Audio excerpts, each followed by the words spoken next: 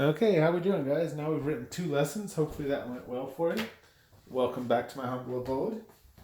In case you forgot, I'm James Williams, by the way. And so hopefully your 2 lessons went well. Hopefully you had a chance to compare the checklist of both of them and kind of revise those and clean those up. And so we wanted to take a little bit of time here at the end of this PD to talk about the pitfalls that come with block scheduling, as well as some classroom management suggestions and techniques that might help. I went ahead and made a list of some things that we've heard complaints and things that people deal with when they're doing block scheduling. And so I wanted to offer some advice to you as far as how to deal with that stuff. And then we're going to give you a little bit of time to actually kind of write up what your plan is going to be to deal with these particular issues. So a big one is sleeping. It is such a long class period that if you don't keep the class moving, if you don't break it up into 15, 20-minute sections, if you give the kids an hour to do something, a lot of times it's going to be just like standardized testing. You're going to have kids putting their head down and giving up. There's danger of falling behind. It is very, very, very easy to get caught up on one subject and then not move on to your second topic for the day. Okay. When you're doing 45-minute class periods, at the end of class, if the kids don't have it, they leave. And so you can be like, okay, today didn't go so well. Tomorrow we'll do the next topic. Hopefully that'll be better. And if they have questions, they'll email me or come in at lunch or post it on the discussion board or whatever. But because when that first 45 minutes is over, you have a whole other 45 minutes right then and the kids haven't gone anywhere and they haven't gotten it yet. It's very tempting to be like, you know what, we'll go ahead and cover that second topic later. Let's go ahead and stay right here. All right, and we get this nagging as good teachers and people that care that the kids are learning, and we really want to stop and we feel obligated to stop. And so you really have to be careful with that. If you do that, once a week, by the end of the first 6 weeks, you're already a week behind or 2 weeks behind, and it doesn't get any better. I mentioned when you were creating your calendar for the AV blocks for the first 6 weeks, I have a very hard line. At the end of the 6 weeks, I'm lockstep by the end of the 6 weeks. I might fall behind on one particular day because the lesson didn't go well. But then literally the next week or so, all I'm doing is trying to figure out how to make up that day. Okay? And so for me, at the end of the 6 weeks, the first day of the next 6 weeks is always going to be whatever that first day is supposed to be. There is no carrying that deficit in to the next 6 weeks. Okay? If you're behind at the end of the first 6 weeks, you're going to be even further behind at the end of the second 6 weeks, even further behind at the end of the third 6 weeks, and things just aren't going to go well. Your kids aren't going to do well. They're going to feel frustrated. They're going to talk to their friends in other classes, and the other class, oh yeah, we're learning about this, we're learning about that, and oh yeah, I learned about that last month. You're just now doing that, and you don't want to put that on the kids. It's not fair to them. It's not fair to you. You're going to be frustrated. It's just not going to go well. So please, please, please, please, please move on already. Okay, don't just sit there and beat a dead lesson. All right, it's not a good idea. Retention. I have heard teachers complain that, hey, I'm not seeing these kids every day. I saw this kid on Monday, and by Wednesday they've forgotten everything. So really, this is kind of, you have to figure out how you're going to deal with this, okay? Personal opinion, if you taught it to them on Monday and they don't know it by Wednesday, they probably wouldn't have known it on Tuesday either. I'm just being honest. Like, it's not that they forgot it that fast, they never learned it in the first place, okay? So if your kids are struggling that hardcore with retention, you need to come up with some ideas on how to combat that, okay? Whether you're having them doing flashcards or Quizlets or online assignments or a group discussion board or something. There's a million different options. There are different ways to memorize stuff. You can teach about memory palaces, whatever. There's got to be some way that you can get your kids to start to retain the information. Maybe you can make it relevant to them. Just an idea.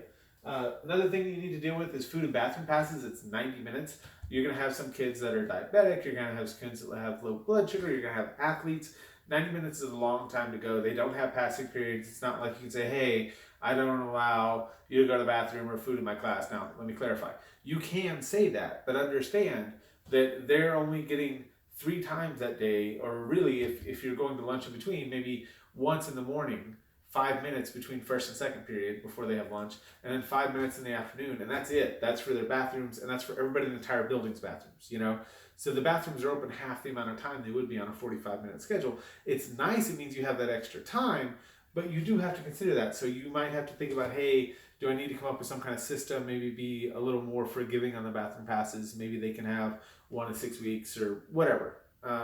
Everybody's different. I would tell you my personal rule for bathroom passes, and this is just me. Our building has a strict rule for first 15, last 15, nobody in the halls. Meaning in a 90-minute period, the first 15 minutes and the last 15 minutes, nobody's allowed in the halls. So there's an hour in between there. My rule for bathroom passes, and this is just me personally, this is not what you have to do, but this is just what I do, is that I actually don't care. A kid can go to the bathroom every single day. I don't care. I allow one person out of the room at a time. That's it, just one person. Okay. Now, if they take too long and that becomes an issue, other people are waiting, then okay, maybe that person doesn't get to go anymore. They get grounded, so to speak, and I'll ground them for a couple weeks. They're not allowed to leave the room. But I don't care. If you have a kid that needs to go to the bathroom every day, I don't want to worry about that, so I will let them go every day as long as it's not during my instruction. So remember, I had the time frame up here for when you were doing your lessons. When it says teach, they don't go anywhere. Okay, they have to take their bathroom time out of their work time, and it means basically they have more homework. And so again, that's what I do. You can do whatever you feel justified to do. Just keep in mind, 90 minutes is a long time for some of these kids to go without a drink of water, to go without going to the bathroom, to go without food. And you can choose to do that, but just know it's a little harder with that. Technology, 90 minutes is also a long time to go without checking their phones and stuff. Yeah, I don't care. I will tell you what my building did, what my school did last year, which worked phenomenal. And I say my building, my department, shall we put it that way, the math department at my school. We actually took boxes, the old calculator boxes that held 30 TI Inspires, and we put 30 student cell phones in there and locked them up at the beginning of class and then opened them back up at the end of class. And it was amazing. Not a single Snapchat was sent, not a single video was watched, music wasn't listened to. The first week was a little hard, but after that, the kids really kind of just got used to it. I did collect 3 or 4 extra phones because, John happened to have 2 phones that day. And so, that happens, but you deal with that as it comes. But in general, it made a much better environment, if you will, as far as technology goes. But you need to think about that. How am I going to deal with technology? Too long for stand and deliver. I talked to you about the idea that I'm not going to make these videos long, or at least I'm going to try not to make these videos long. You should do the same thing. You should have the same grace for your students, okay? Don't stand up there for 90 minutes and expect them to listen to you. You're just not that funny. I'm not either. It's okay. I'm not going to stand here for 90 minutes. So, too long to stand and deliver it is. 90 minutes. Don't just stand there, okay? Make sure you break it up. If stand and deliver is how you teach, that's fine, but do it in a 15-minute increment and then have them do some work. Okay, you don't have to teach them everything they need to know all at once. You can teach them a little chunk and have them do some problems. Teach a chunk and have them do some problems. And then students will take as long as you give them. If you give your kids, if you're like, hey, here's 10 minutes of what we're going to be doing today, and then you have 80 minutes to work on the problems, they're going to take 80 minutes to work on the problems. Half of them are going to fall asleep. You're going to have a lot of retention issues and things like that because they're basically waiting for the smart kid over in the corner to finish so that he can airdrop the answers. They're going to take as long as you give them. Okay, so keep that in mind. If you give them 20 minutes, that's what they're going to take. If you give them 10 minutes, that's what they're going to take. One thing that I've done in the past is I'll use the Promethean board, and there's actually a timer function in the Promethean software, and you can put a nice big timer up on the board so they can see it. And they tend to work, they tend to get a little more pressure from that. Now, sometimes you can have grace. Maybe you know something's going to take 15 minutes, but you set the timer for 10 minutes or 12 minutes, and then you're like, y'all are working so hard, I'm going to go ahead and add a few minutes. And who knows, they might surprise you. They might be done after 12 minutes.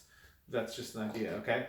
So what I want you to do over the next, let's say, 10 to 15 minutes, maybe 20 minutes, is I want you to take some time to personally develop your classroom management plan for block scheduling. What is it going to look like for you for bathroom passes, for technology, for food in your classroom, for things like that, all right? And so, again, if you would create your own plan. Thank you.